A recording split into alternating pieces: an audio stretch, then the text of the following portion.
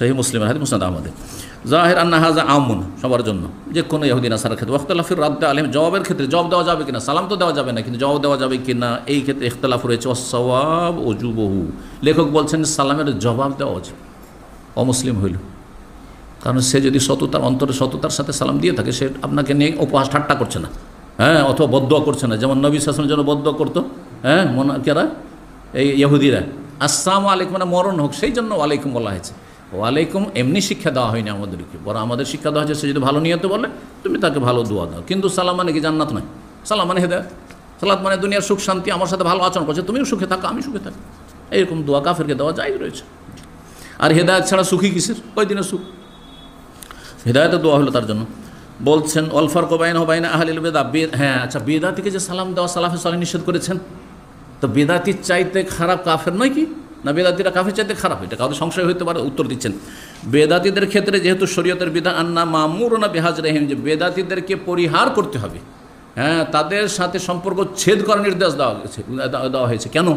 দেখেন, ইহুদি নাসারা হিন্দু আমাকে ইসলাম ধর্মের ক্ষেত্রে বিভ্রান্ত করতে পারবে না, কিন্তু সুফি বিদাতিরা ধর্মীয় পোশাক পরে কি করছে, ভুল ইসলামের শিক্ষা দিয়ে জাহান্নামে নিয়ে যাচ্ছে। এই জন্য বিদাতি মোল্লাকে কুণ্ঠাসা করার জন্য, সমাজে স্থান না দেওয়ার জন্য, তাকে সালাম দেবেন না, তাকে তার আপ্যায়ন করবেন না, তাকে বসতে দেবেন না, ঠিক আছে এটা, জি, যদি পরিস্থিতি বাধ্য না করে, যদি দুর্বল হন সেটা ভিন্ন বিষয়, কিন্তু যদি সেখানে স্ট্রং, আহলে হাদিস গ্রামে বিদাতি মোল্লাকে নিয়ে এসে ওয়াজ করাবেন, হারাম, হারাম আপনার জন্য, জি।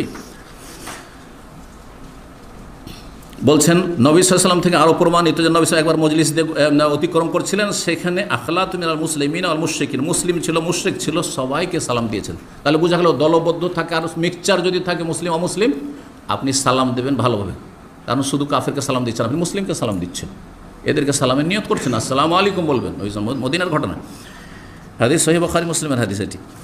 হেরাক্লকে যখন লিখেছিলেন, মানে রোমের রাজা, সব রোম সম্রাটকে চিঠি লিখেছিলেন, সেখানে কিন্তু আসসালামু আলাইকুম বলে, আসসালামু আলা মান ইত্তাবাল হুদা, হেদায়েতের যে অনুসারী হবে তাকে সালাম, এভাবে ঠিক আছে।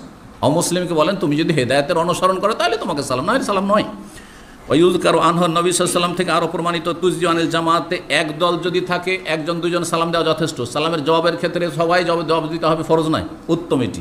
কিন্তু ধরেন আমি সালাম দিলাম ওই দিক থেকে এসে, আপনারা 5 জন 10 জন সালামের জবাব দিলেন, সবার পক্ষ থেকে এটা ফারজে কিফায়া আদায় হয়ে গেল, জি। ওয়ায়ুযি আনিল জুলুস ইয়ারুদ্দা আহাদুম, এইরকম যারা বসে আছে একজন জবাব দিলেই চলে যাবে, ফাযাহাবা ইলা হাযা মান ক্বালা রাদ্দু ফারজে কিফায়া, জবাব দেওয়া হচ্ছে ফারজে কিফায়া, লাকিন মা আহসানাহু লাউ কানা সাবিতান, জি।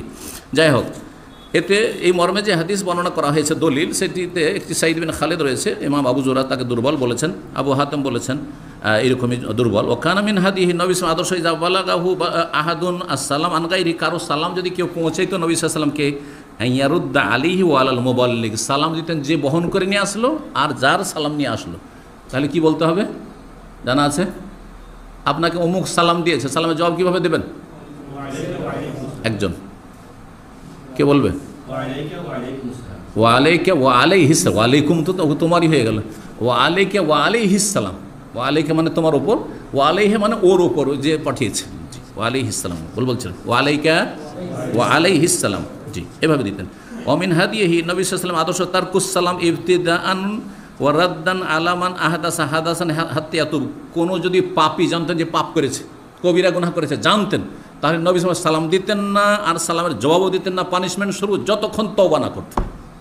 তাহলে পাপী কি?